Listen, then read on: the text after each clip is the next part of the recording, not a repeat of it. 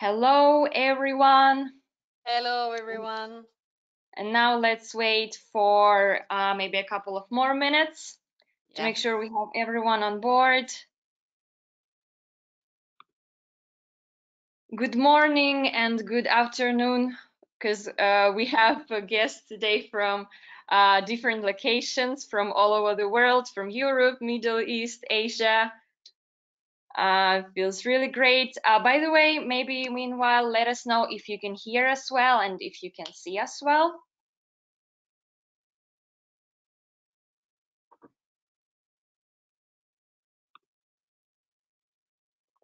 Let's check. Yeah.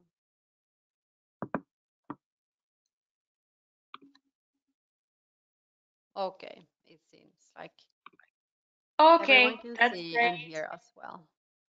Yeah, hello from Dubai. Okay, so should we, Emma, start with introducing ourselves? Yes, we can start with that. And I can see that there's people dropping in all the time. So let's Yeah, get perfect. started.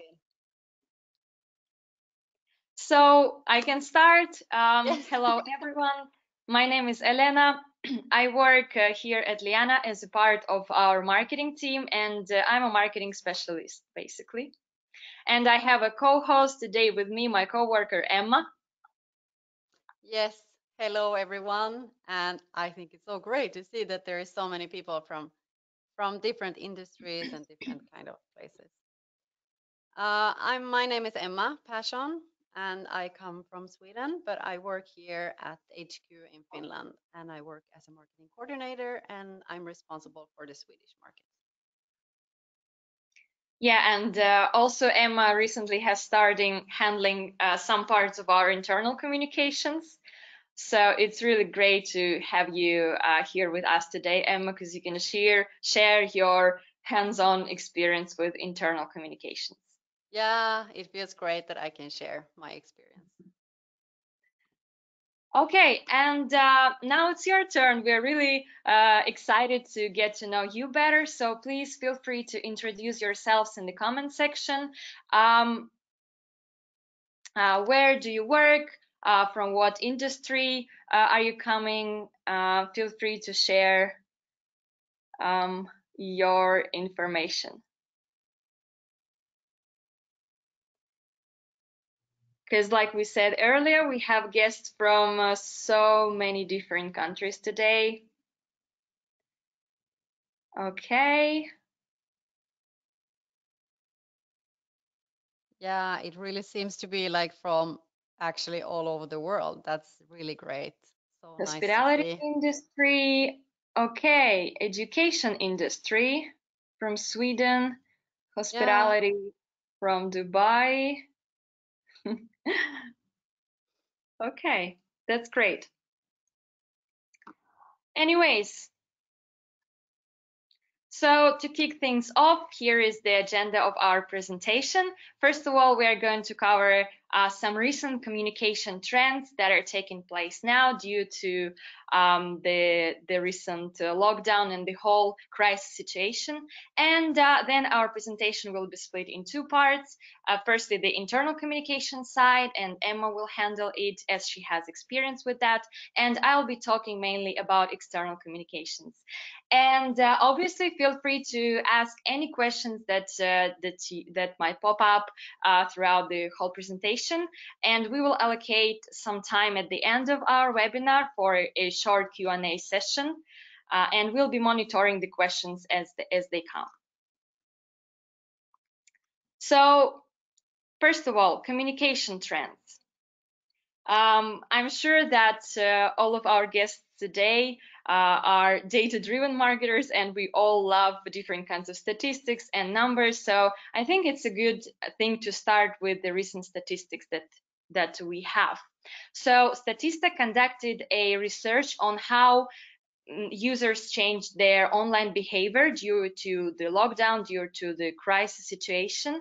And according to their findings from March this year, 36% of worldwide population spend more time watching any kinds of news coverage, and 21% of the whole population spend more hours on social media.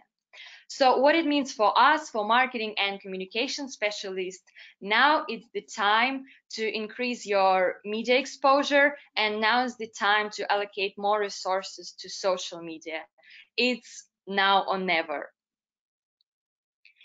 And then we all know the concept of so-called buyer persona. Anytime we create content for our blog posts, for press releases, for social media, we have to know the behavior patterns of our audience. So now your target audience has changed. You have to accept this fact. And I think in a way, the target audience looks pretty much identical regardless of your industry, regardless of the market you're working with. First of all, we are dealing with people who like freedom and social life. Then it's the people who are really vulnerable about their future. They are either already lost their jobs or they're sort of on the edge. Also, we're dealing with the audience that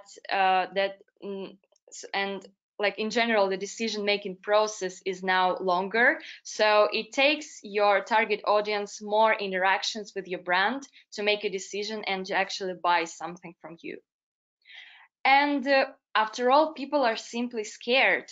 So we have to take these points into account when we plan any kinds of communications today.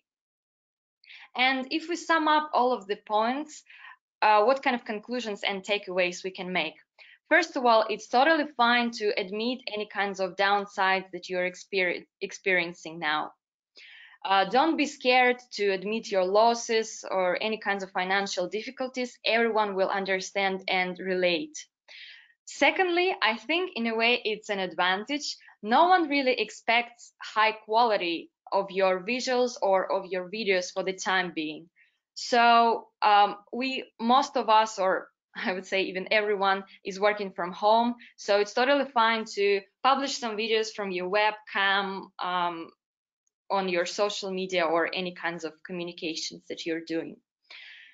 The next point, put yourself in their shoes. What I mean by that, unfortunately, you might get more negative comments or negative vibes in your, for example, social media comments or your emails, because people are scared, they are worried. So just accept this fact, it's totally fine. And the main thing is that as long as you handle it properly and you answer at the right time, you're going to be fine. And the most important point is that honesty is a priority right now. And I actually highlighted this word because I think, Emma, this is our the key word of today's presentation and the motto of our presentation, and we're going to use it throughout the whole session today. And a really good example that I found recently of a good social media communication in terms of crisis. So this is a video announcement from the president and CEO at Marriott International. And why is it so good exactly? First of all, he's being really honest. He showcases specific numbers and financial losses that they experienced. He's being really transparent. Also, it was published at the right time and in the right channel. Emma is going to talk about it a bit more, but in crisis communications, you don't have to wait. People and your audience are expecting information as soon as possible. So it was published almost immediately as soon as the whole crisis started to develop. And also it was published at the right channel, because LinkedIn is the place where I'm sure most of their visitors, business travels, spend their time at the moment. Also, it showcases a face behind the brand, and this is something that you should be doing today. like I said earlier, people are lacking social interaction. So if you showcase the behind the scenes, if you showcase your personnel, you create closer bonds with your customers. And now's the time to switch to internal communications. Emma? Yeah. Let's talk about internal communication and how to communicate inside of the company. Because it's really important that you communicate to your employees, and especially in these times of crisis. And when it comes to internal communication, you need to be fast. Like you need to react immediately and to identify the crisis and start communicate. You should choose one person or a team that takes care of the communication, and they should always be available because that way you can make sure that your communication really works, which is crucial in times like this. The first thing you need to do in the times of crisis is to implement a communication plan for your most important audience, which is your employees. The most important thing to do now is to keep them updated. Keep your employees updated at all the times with the latest news so that you can avoid that your employees starts to panic or something like that. Because when a corporate crisis occurs, the workplace can really quickly become very chaotic. So lack of communication during a crisis leads to confusion and frustration within the company, and that starts to lead to gossiping. People start to gossip inside the company, and your employees will probably also start to spread misinformation or fake news outside of the company, and obviously that is something that we want to avoid at all times. And in the times of crisis, there's lots of information and messages going around everywhere in different channels, like on TV and Twitter and other social medias and everywhere. So it's critical that your teams and employees know what is going on inside of your company so that they will not spread fake news. And so just make sure that you keep them updated with facts on information and so they know what to say and who to talk to about it. And like I said now many times, act fast. Don't wait for more information because you're not going to have all the information. And start to inform and discuss with your employees right away, even though you don't have the information. Just tell them that this is the information that we have, and also say that you understand that they're concerned, but keep them updated at all times and say that we will keep you updated with the latest news that we have for now. And also, while you're communicating to your employees, you need to be honest. It's so important. Like Elena mentioned earlier, the best thing you can do is to be open and honest at all of the times, and especially in your internal communication, because you need your employees to trust you in these challenging times. And like I said earlier, you don't want a crisis to be even bigger inside a company, like in form of chaos. And try to inform your employees on a daily basis with some small latest updates. And something else that is really important is to try to remain calm and stay current on the facts at all times. I know from own experience that it can be really hard to stay calm. It's really easy to start panicking yourself, but try to keep it down and try to stay current on the facts and calm, because that is going to help you very much, and it's also going to help your employees to trust you better. And what you should also do is to stay positive, because there's always something positive going on inside the company. Even if you're in really deep trouble or in a big crisis, there's always something that's going to be positive. It could be a person who has done something extra, or it can be some project that went really fast or went very well. So make sure that you stay positive and share even the smallest news, because you want your employees to stay positive and keep up the good spirit so they can continue to do a good job without panicking. Let people know that they're valuable, because they are, and give them credit if they did something extra good. And here in the presentation, you can see a very good example on how we have communicated something positive in these times of crisis. And on the next slide, here you can see that 74% of employees have the feeling that they're missing out on company news.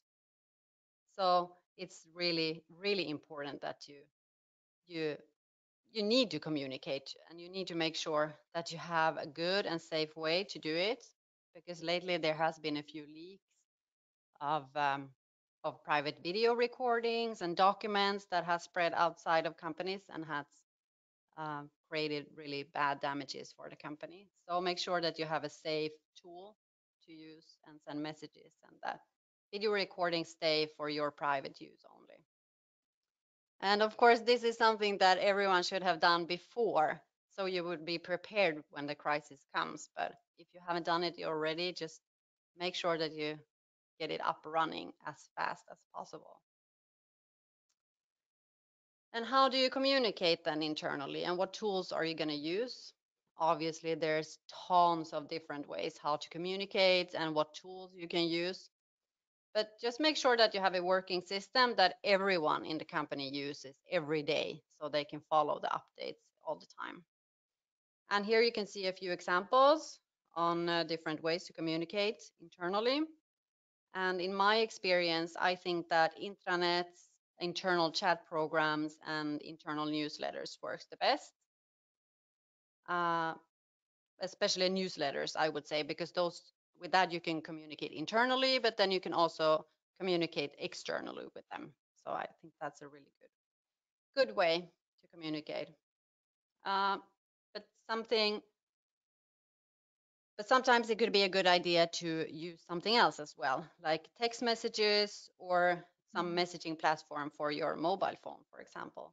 Because it could be that some of the employees, they're not at the office at all times, like people work at construction sites, or they're traveling in work, or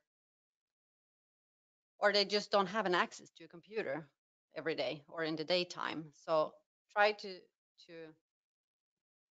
find a way to communicate, because it's really important to include all of the employees. And yeah, I would say that my best tip here would be that you should duplicate the info in multiple channels. Like, let's say that you use internal, like intranets, for example, as your way to communicate. Then put the message there, but you can also use newsletters. Send a newsletter to employees, and why not even a text message on the phone? Because that way you can make sure that everyone in the company gets the message, because it's really important in times of crisis.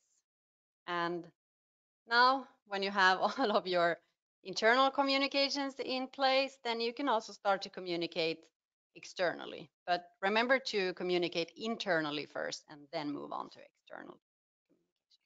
Yeah, really good points, Emma. I think especially about security, this is something we should focus a lot these days. And meanwhile, we have a question from Ferry, and he's asking whether he can get a copy of the presentation. So absolutely, we will be sending the recording of today's presentation together with the slides to all of you after today's session at some point during today. Anyways, let's switch to external communications. So here we would like to talk about 3 key channels that you should be using today. And these are social media, PR and media communications, and email marketing. And you should be using them exactly as they are illustrated. So they should support each other. They should be used in synergy and not as standalone channels. And now let's take a look at each of these channels in details. Social media. Now is the time to ramp up your customer support on social media, because most likely you will get more customer requests, different kinds of concerns or questions. And that's why you should monitor your brand mentions. And here we can see an example of how a customer is complaining about his delayed flight.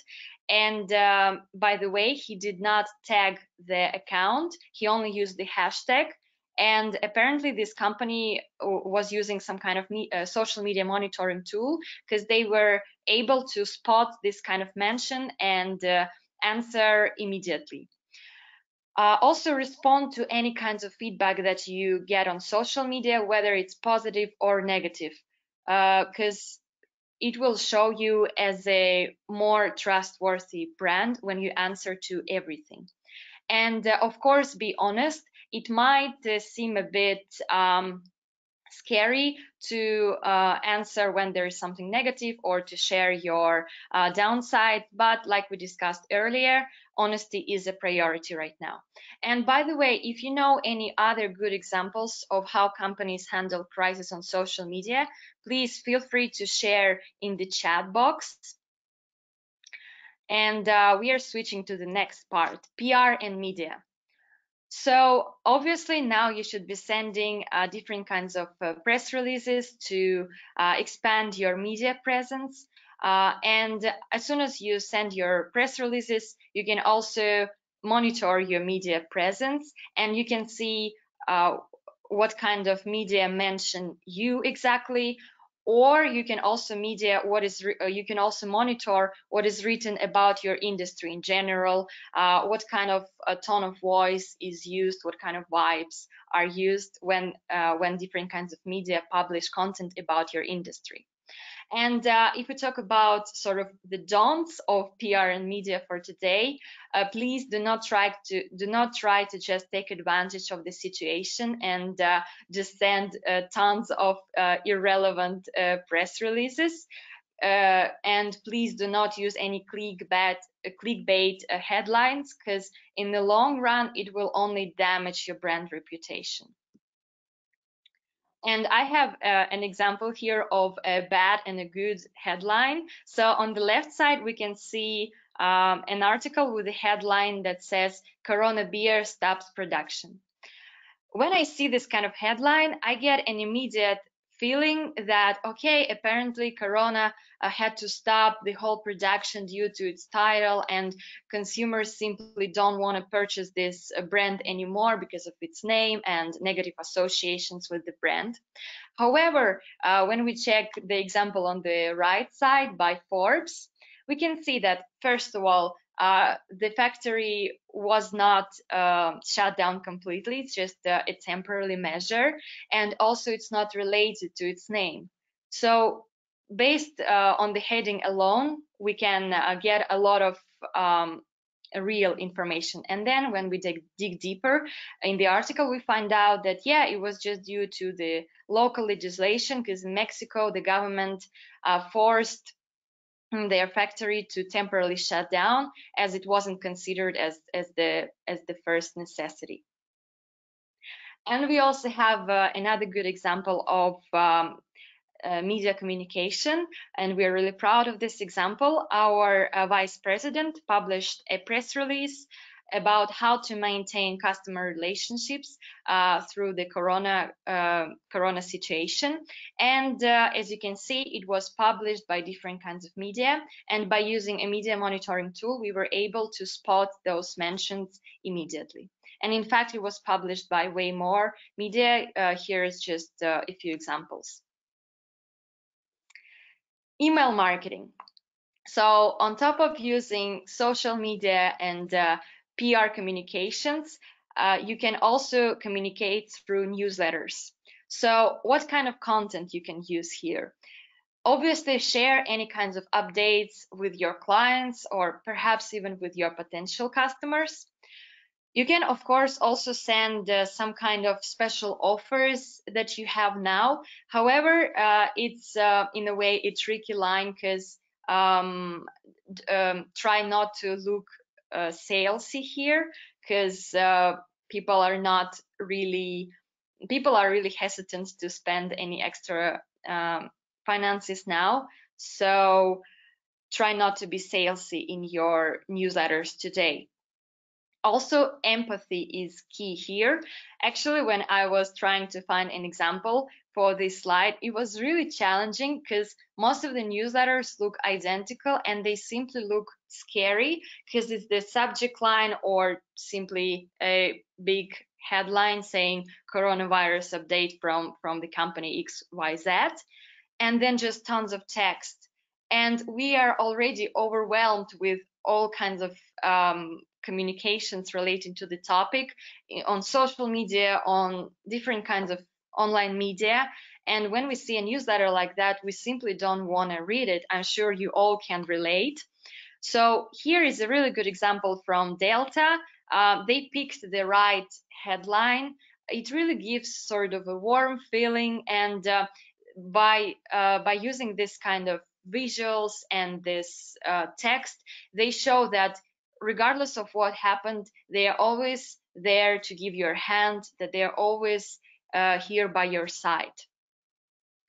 And a really important point here is to plan your subject lines carefully. I asked some of my coworkers and other marketing and communication specialists that apparently people, when a person sees the subject line that says coronavirus or economic troubles, they simply throw this kind of email into trash. They don't even want to open that. So plan your subject lines, try to play around with the wording that you use. And this will increase your open rates, and this way you will make sure that you communicated your message to the right audience.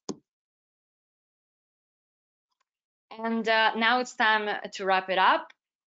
Thank you all for being here with us. And now it's time to look at any questions that we get. Yes, I will put my glasses on so I can see what you're writing here. Okay. Thanks a lot for positive vibes and advice given. It is a good time to start developing an external communication strategy. Is it a good time to start developing an external communication strategy for those companies that are focused in a business as usual approach? If so, is it better to focus on situational content or to practice a visionary approach on how we're going to live after? Wow, that's a really good question. My opinion is that it should be a combination of both situational content and this sort of how we're going to live after approach. Because, well, situational content is always a winning situation, even if we don't talk about this crisis in particular. With situational content, if you really plan it carefully, you can really go viral, and you can increase your brand exposure, especially on social media. It works really well. But still, we have to keep in mind how we're going to live after, exactly like you mentioned. So it's definitely good to occasionally write some for example, blog articles or social media communications on some tips on, well, for example, if you talk about travel industry, they can create some kind of inspirations on your future travels, or airlines can do the same, I think. And I think I've even seen some examples, but can't remember exactly at the moment. But yeah, to put it short, it should be definitely a combination of both. Yes, exactly, because there will be a future. There will be times after this crisis. Even this crisis will blow over at some point. So, of course, we need to plan for the future. I think it's a really good point there, Elena. Yeah, and then we have a question from Kushal. Can you advise on is this the right time to start planning for the future times when all this over and everything is back to normal? Yeah, so I think it in a way relates to our previous question. So it's the time, definitely. I would say allocate 50 to 50% of your marketing planning and inspiration, or your content in general, to the current situation, and 50% to this sort of future times planning. Yes, and then we have a question about webinars. I think you should answer that also, Elena, since you are our pro guru on making webinars here at Liana. Sure. Just a moment. Mm, Like, what are your key tips when creating a presentation for webinars in terms of amount of text, pictures, and so on? okay. Yeah. Sorry, I didn't see it in my list. Okay. My But I tips would on say, yeah, you go ahead. Okay, yeah, my tips on creating a webinar. Um, First of all, keep in mind what kind of target audience is going to listen and watch your webinar, because this way you can plan the visuals, the tone of voice, the examples that you're picking. Secondly, plan the timing of your webinar, because it will definitely have a huge impact on your content. And I think the most important, perhaps it sounds really basic for most of you, but it's really important, practice a million times, because this way you will just present all of your insights in a really informative and insightful way for your audience. And obviously, do not forget about promotion of your webinar, especially now because we are spending tons of time on social media. Put some kind of ads, advertise it on your social networks actively, and so on. Perhaps Emma can also add her points here. Maybe Yes, you of have. course. I think you should keep it short or shorter because no one has time or energy to sit and listen to someone babbling for too long, even though it's really, really interesting what you're talking about. So try to gather your key points. What is it that you want to say to your audience, and what is it that you want to teach them, or what do you want them to remember when leaving the webinar? So try to keep it short and spot on. That is one of my biggest, or one of my best tips in this. Yeah, totally. And then we have a question from Ramil.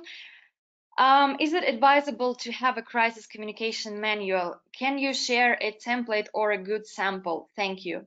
Thank you for your question. In my opinion, all kinds of templates or manuals relating to crisis communication, they should be created specifically for your company. So it's really difficult to create a sort of one size fits all approach here. I think the best way is just you gather together with your marketing team, with your communication team, and you take into account your current resources, your current financial situation, and different other factors, and based on that you start planning yourselves. That's And I can see my. with that we got another question about the presentation, and it will be shared after the webinar is over. So we will share it to everyone. Yeah, and then we have a question about email marketing. It feels so great to receive so many questions. Thank you, guys. Okay, so since you mentioned from the beginning that 36% are into watching news coverage and 21% are into social media, do you think email marketing is an effective way to communicate with our guests? Absolutely. And like we mentioned today, email marketing should be used as an additional channel. So you should use all of these channels at the same time. And there is no winning channel at the moment. The key thing is to make sure that your customers, that your audience gets the message. And you don't know how exactly they will get it. So if you use multiple channels, this way, your chances of delivering the message definitely increase. Plus, a big advantage of email marketing, like Emma mentioned, is that you can use it, you can at the same time use it for internal and external communications. which saves you a lot of time and resources. Do you have anything to add, Emma? No, I think it sounded really good. Yeah, I fully agree. Like I said earlier, also that email newsletters are very good because you can use them internally and also externally, and you can use the same or same-ish content for internal and external communication. So it makes it really time efficient to use newsletters. Okay, then we had a question from Manu. Thank you for the valuable session. Thank you for your feedback. How often should the external communications be made during the corona situation? Is there a specific timeline? I think here it really depends on what channel we're talking about. If we talk about social media, you have to keep in mind that any kinds of social media content lasts and lives only for 24 hours.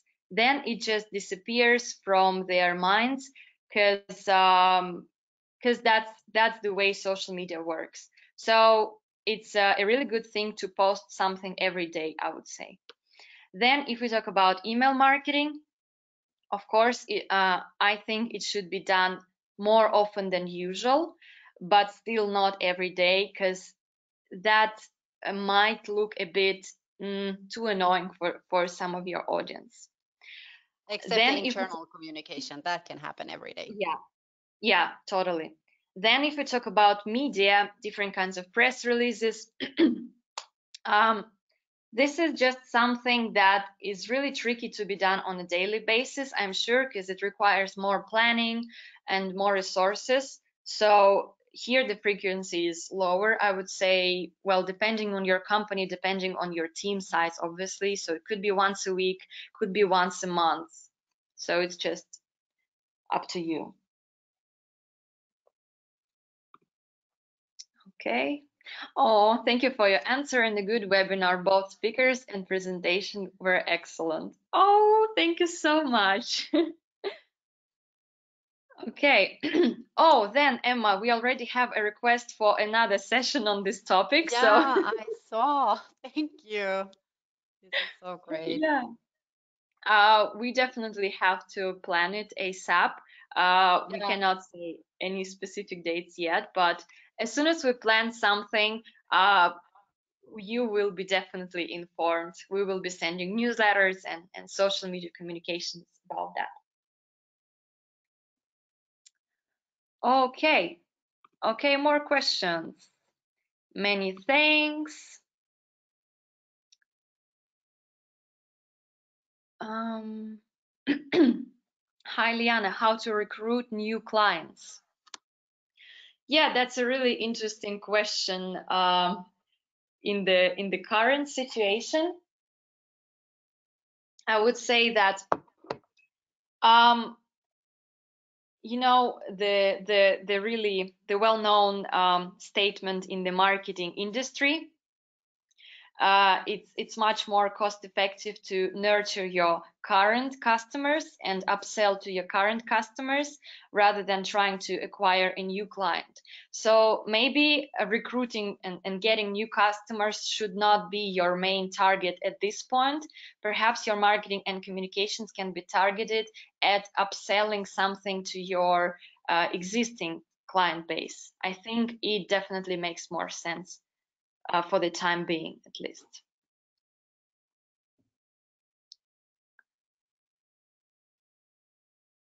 Oh yeah, and then we got exactly the same question. So yeah, retaining existing customers, I think, should be a priority for almost all companies today. Um, okay, and then we have lots of thank you words and warm wishes. That's really sweet. Thank you so Yeah. much. And thank you for all the questions. It's really nice to see so many questions. And then we have a question about Ramadan marketing. I guess it's the question from the Middle East. because the holiday is coming there soon. So in case of Ramadan, would it be okay to send a daily email or newsletter about the F&B offering, or should it be weekly? I think if we talk about Ramadan, it's totally fine to send maybe even daily newsletters, because your audience is more relaxed. They spend well, they spend more time at home anyways now. Um, but I think for this kind of holiday, it is okay. And also, a good tip would be to send a personalized F&B offer. So instead of talking to the masses, if you somehow segment your audience and sort them out based on their past purchases, and you notice that a specific customer has purchased these services more from you, so you can send a special offer to them, or you can offer them a bigger discount. And this is not only relating to Ramadan, it can be applied in general for any kinds of targeted email communications. Okay, do we have more questions, Emma? Yeah, we have one question here about external communication. Can you see it? Yes, thank you for a good webinar regarding external communications and business as usual. In our company, something communications about how we are contributing during the crisis can be kind of like greenwashing. How do you feel about that? Yeah, so I think here it's the question of the business side, not really of the marketing side of your company. So let me elaborate on that a bit. It really depends on what your company is doing.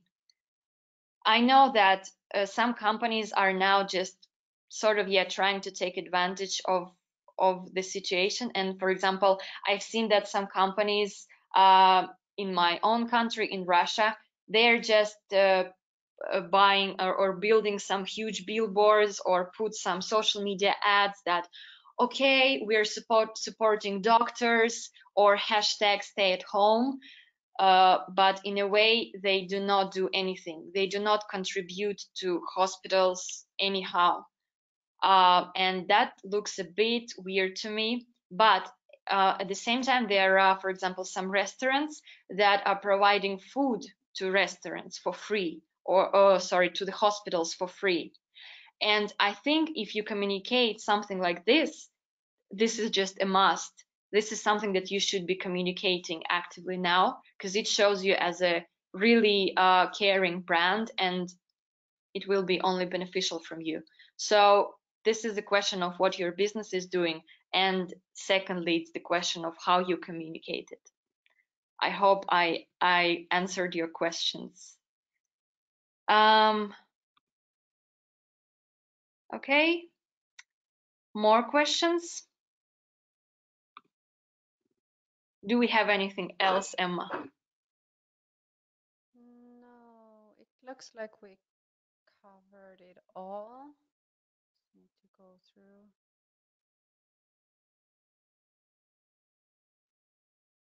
Yeah. Okay. Is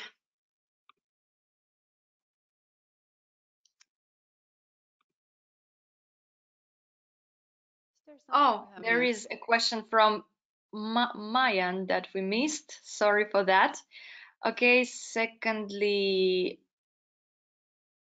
at the same time, how to retain existing clients when everyone is asking for discount or waiver when you are actually in the same boat. When everyone is asking for a discount. Yeah, so I see what you mean. The industry is really competitive now, because you're right, everyone is offering a discount. But in my opinion, when you offer a personalized discount, and when you build your message in a way that a person feels that it has a personal touch, then they'll be more likely to work with your brand and maybe to buy something from you. For example, if we talk about a newsletter where you advertise your discount, you can build a personalized heading, you can add a personalized image to that person, just to drive more attention to you. So even though the industry is quite competitive, this sort of personalization approach should always work if you just plan it thoroughly. That's what I think. Okay, more questions. Uh,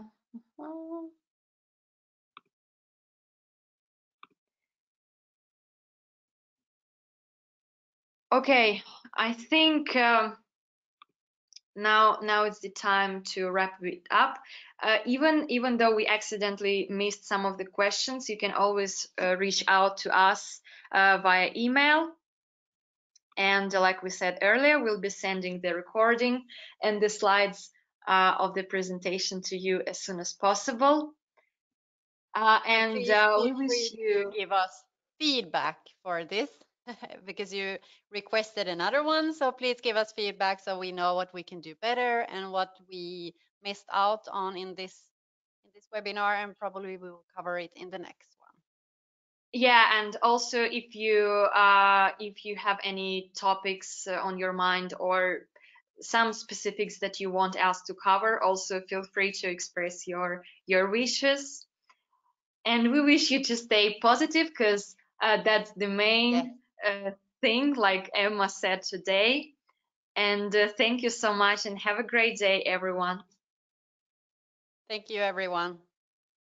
Thank you. Bye bye. Bye bye.